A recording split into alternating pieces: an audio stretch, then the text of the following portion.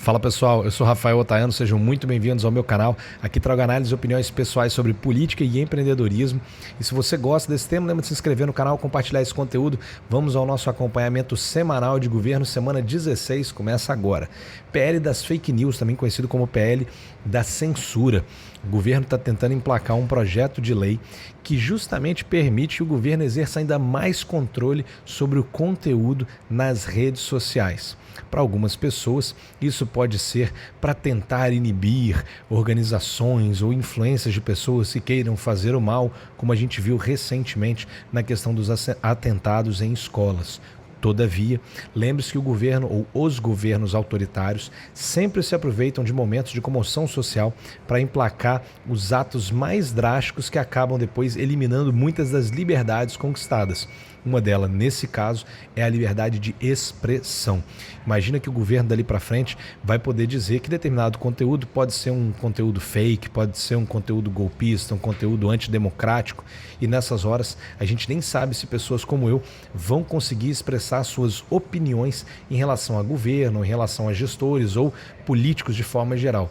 Então assim, a gente tem que ter muita cautela, ainda que a intenção aparentemente seja boa, a gente deve se lembrar que os governos se aproveitam disso e, como diz muitas vezes aquela frase, o inferno está cheio de boas intenções, né? Então a gente tem que tomar muito cuidado, vamos ficar atento, isso é o que vai rolar inclusive nessa semana na sequência. Próximo tema, prisão de Sérgio Moro. Vocês devem ter visto um vídeo que rolou. O Sérgio Moro brinca com alguém numa festa junina, a pessoa fala de poder prendê-lo na festa junina, aquelas prisões do amor, aquelas coisas. E ele, em tom de brincadeira, fala para a pessoa assim, não, eu vou comprar um habeas corpus com o Gilmar Mendes. E naturalmente, ao citar um ministro do STF, gerou bastante revolta, ainda que em tom de brincadeira, e se falou de pedir a prisão do Sérgio Moro, muitos partidos de esquerda principalmente, querendo aproveitar essa situação para ver se eliminam ali um opositor.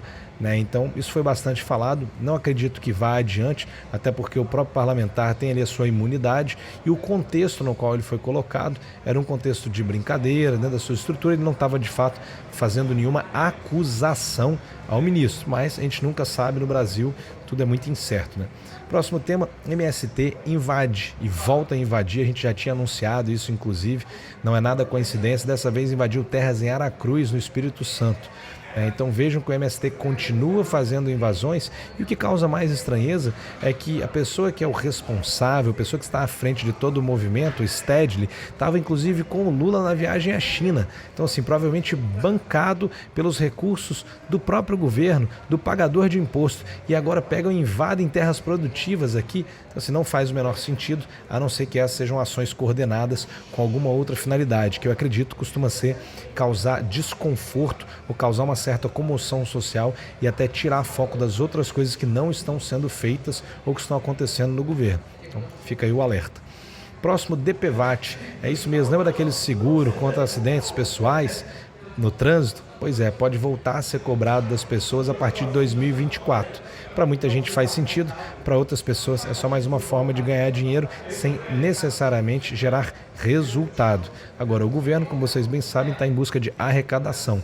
Então, naturalmente, ele vai fazer de tudo para poder retornar com as coisas, sob sempre o argumento de que isso é bom para as pessoas, mas no final das contas está preocupado em encher os cofres públicos com esse dinheiro para poder utilizá-lo, e não necessariamente para devolver isso em serviços e benefícios para o cidadão pagador de imposto. Então, lá vem mais custo, isso vai onerar ainda mais ter veículos automotores e você já sabe como é que isso significa, Recuo no imposto do e-commerce. Lembra que a gente falou sobre a taxação da Shein, da Shopee, da Alibaba, todas aquelas compras de pessoa física para pessoa física acima de $50, ou abaixo de $50 agora nesse caso? Pois é, o governo recuou porque as pessoas realmente, a comunidade, a sociedade de uma forma geral reclamou bastante, até porque muitas pessoas mais humildes estavam conseguindo acessar uma série de produtos que, vamos dizer assim, no comércio brasileiro normalmente não conseguem comprar pelos valores serem bastante elevados. E aí o governo recuou nisso, mas já começaram a falar agora de uma taxa digital.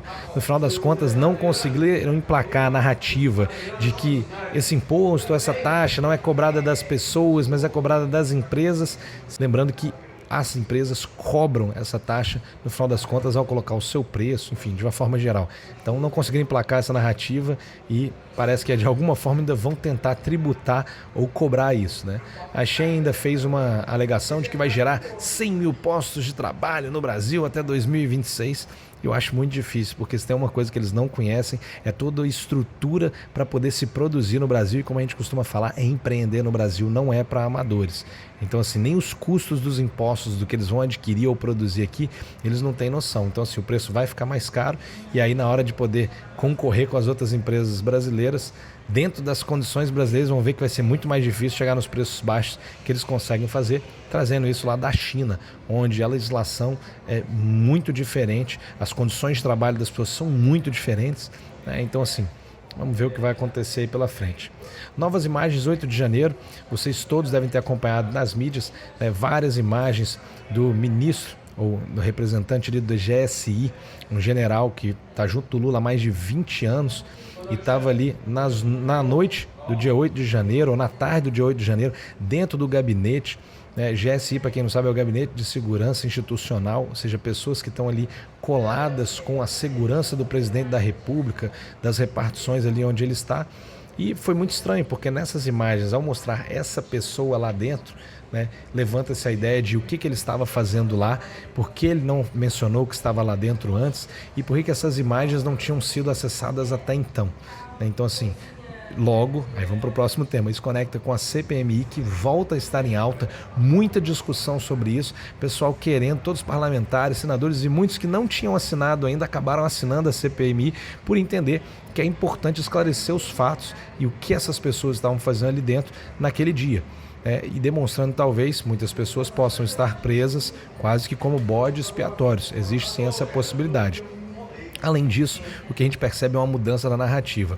Todos os parlamentares de esquerda que até então estavam tentando ali fazer a sua, como é que eu posso dizer, a sua colocação, né? Todos os parlamentares de esquerda que estavam ali tentando fazer a sua... Vou voltar aqui.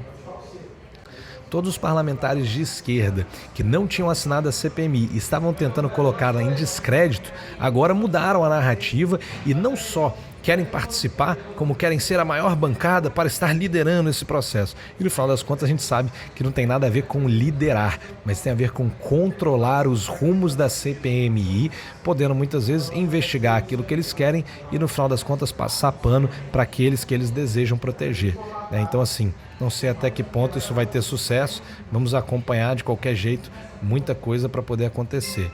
Além disso, Portugal não quer Lula, esse foi outro tema. Para quem está acompanhando, eu vou colocar aqui no fundo, vocês vão ver aí várias imagens de protesto, seja dentro do parlamento, seja nas ruas. Os portugueses e até brasileiros que estão em Portugal e mesmo parlamentares portugueses fazendo essa oposição ao Lula, né, com certas frases que se assemelham muito a ofensas, mas que na verdade a gente também já viu elas aqui no Brasil, né? E tirando as narrativas de lado, são frases fortes, né? E aí, sem entrar no mérito dela ser verdade ou mentira, para ninguém querer dizer qualquer outra avaliação, né? São frases de efeito forte que minam sim a liderança e a representatividade do presidente e do Brasil lá fora, demonstrando que nem tudo são flores e que já não se consegue mais controlar a narrativa como antigamente, né? Então Lula não chega como um líder bem-vindo, mas muito mais um líder assim altamente criticado, ainda mais depois das últimas frases ditas por ele em relação à guerra da Rússia e da Ucrânia, né? Ficou muito mal. Então assim, parece que cada dia Lula viajando nas suas viagens comete mais gafes e esquece que agora tudo que ele fala lá fora também é transmitido aqui dentro e aí o mundo inteiro fica sabendo e de novo, agora já não tem mais como defender das próprias palavras, né? É difícil, é responsável pelo que diz. E aí, finalizando, o último tema que eu trouxe, eu acabei nem colocando no tweet, mas que com certeza fez muito sentido essa semana, foi justamente as frases malditas né, do presidente da República em relação a pessoas com deficiência, né, o que soou de muita forma aí ofensiva a essas pessoas, às suas famílias, né, e demonstra até certo desprezo ou um desconhecimento em relação ao que é capacitismo, né, e como que essa frase dita por um presidente da República reverbera forte em toda a comunidade, em todo o nosso país, né? Tanto é que passado aí algum tempo, depois de muitas manifestações, inclusive de várias pessoas relevantes, como o próprio Marcos Mion, artista aí, que tem dentro da sua família pessoas passando por essa questão da deficiência, o presidente se retratou, né, com relação às suas falas. Mas, como a gente já sabe, não adianta aquilo que você faz depois para querer remediar. Deveria ter sido pensado antes, na hora de falar essas frases, deveria ter estudado sobre isso. É um mínimo de respeito que se espera de um presidente da República para com os seus cidadãos, para com as pessoas do seu país. Então, esse foi o apanhado da nossa semana 16. Peço desculpas por ter atrasado bastante esse vídeo, mas é que estou numa grande correria aqui. E lembro de convidar mais uma vez a se inscrever no canal, compartilhar esse conteúdo, deixa seu comentário aqui e interage comigo também nas outras redes sociais. Valeu, galera, até a próxima.